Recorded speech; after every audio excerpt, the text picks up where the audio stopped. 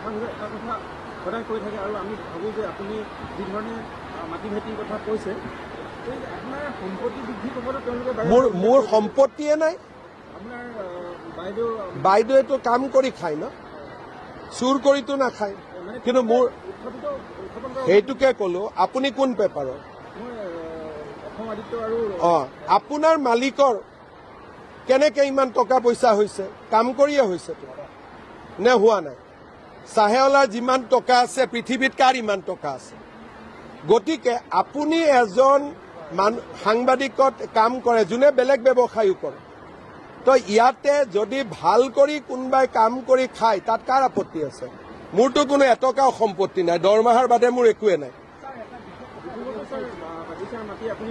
কোনো মাটিটো বাদেই দিয়ক, ডিব্ৰুগড়ত যেনে তেনে আহি পেলাই ওলাই যাব লাগে। হিমন্ত বিশ্ব শৰ্মা এটা বেলেগ ধৰণৰ মানুহ হয়, সম্পত্তি তম্পত্তিয়ে মোক একো কৰিব নোৱাৰে। খালি আপুনি এইবিলাক কথা কোৱাৰ আগতে আপোনাৰ মালিকক এই প্ৰশ্নকেইটা কৰিব। তাকে কৈছো, আপোনাৰ মালিকে কেনেকে নাৰ্ছিং হোমত দুখীয়া মানুহক শোষণ কৰে সেই কথাটো আপুনি সুধি ল'ব। তাকে কৈছো, মোৰ কাম নহয় এইটো। ৰাইজে, মই যেতিয়া ডিব্ৰুগড়ত আহোঁ তেতিয়া ৰাইজে মোক এটাই কথা কয় যে চাহেৱালাক কণ্ট্ৰল কৰিব লাগে।